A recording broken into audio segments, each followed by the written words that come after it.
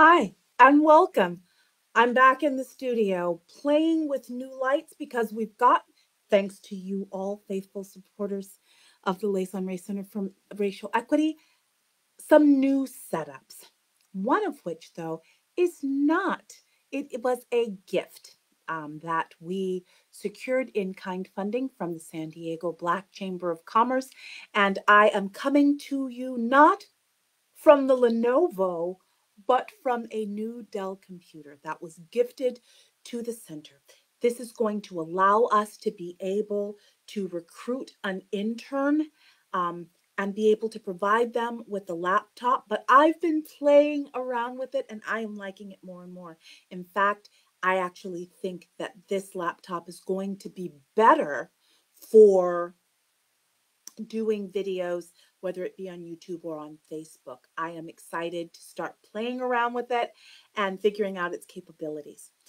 Well, here we are. Here we are on the cusp of, as I always say, one of the most important elections we're ever going to have. But that's actually true. I've come to you 3 times today, which is a lot, but I'm trying to keep these in bite-sized chunks. Don't worry, we're going to have it all listed all at once by the time I do the last one.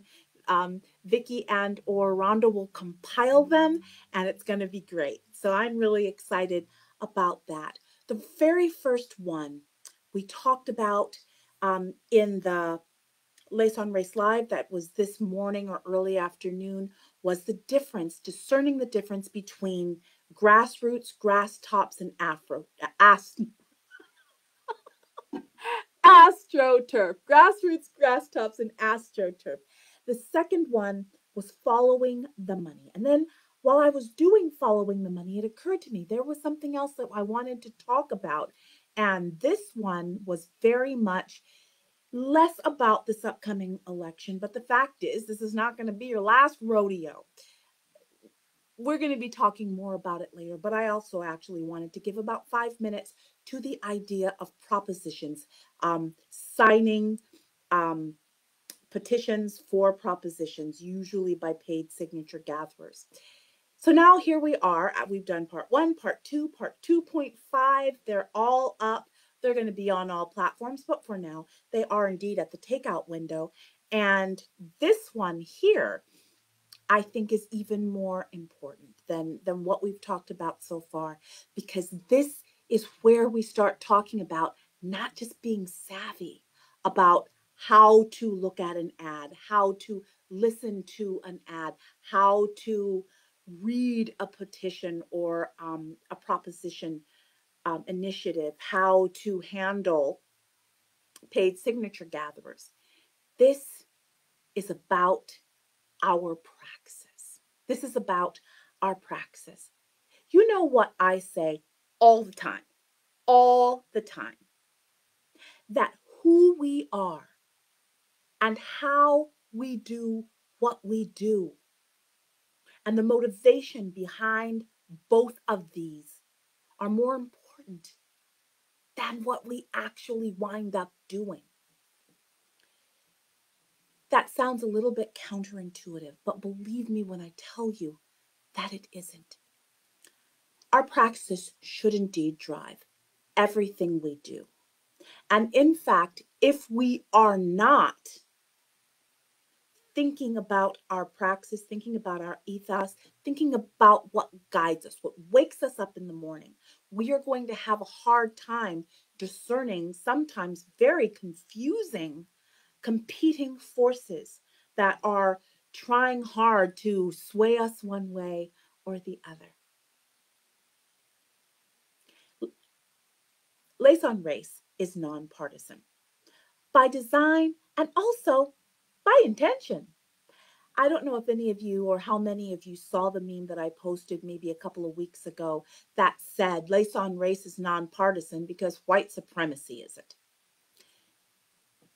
It is a fallacy to think that one political party has it better, hand over fist, than the other political party. It is a fallacy to think that voting a straight ticket is going to get you as close to the North Star as you should be. There's no way that you can look at initiatives, going back to Voting Savvy 2.5, there's no way that you can look at initiatives without reading them. Just listening to the signature gatherers go, this one's for schools, this one's for kids, this one's for fish. You got to read them. You got to read and see what's below them. You've got to, even if on the face of it, it really does look like a good initiative or a good proposition or a good candidate, you got to see where they stand on the North Star, lessening and mitigating the harm endured by Black and brown people, perpetuated by white people and white supremacy, which means you need to expand your idea of what is good and your idea of what is problematic. So let's just say that there is a land use proposition on the bill, which looks great, and some really impressive green tops, influential people and organizations have endorsed this.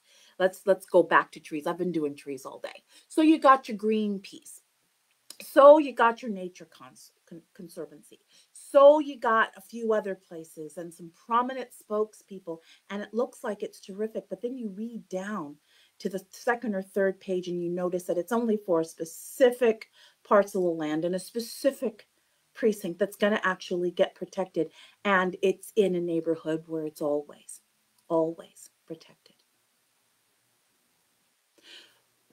We can look at a proposition about affordable housing and see how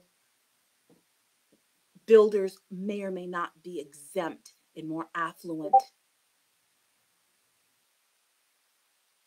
communities from having affordable housing, not just very low or low income, but also even moderate income. I mean, in San Diego, in some places, moderate income is considered $200,000 a year if you have enough kids.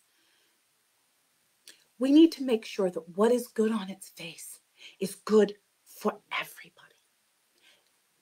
The one thing that always needs to be asked, not just during voting, but anytime you are making a moral and ethical decision, and make no mistake, voting is a moral and ethical decision. You got to ask yourself, who benefits? Who is excluded? Are there mitigating factors?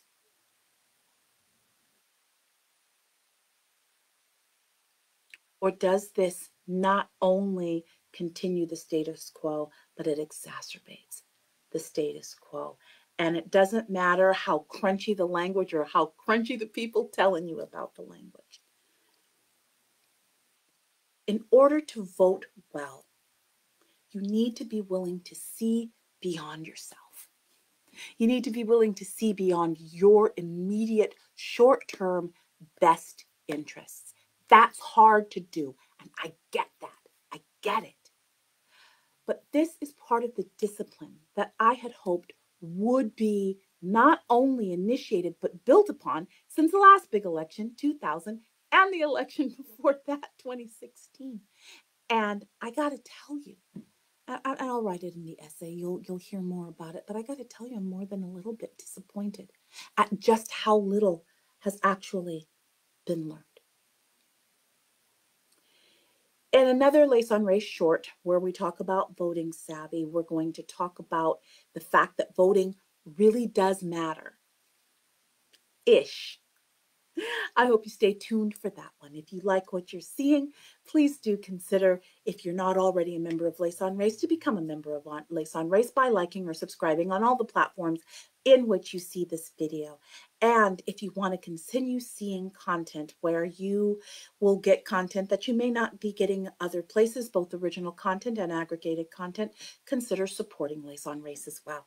I look forward to giving you the very next one, maybe with a different blouse. It's hot in San Diego. See you soon. Vote savvy.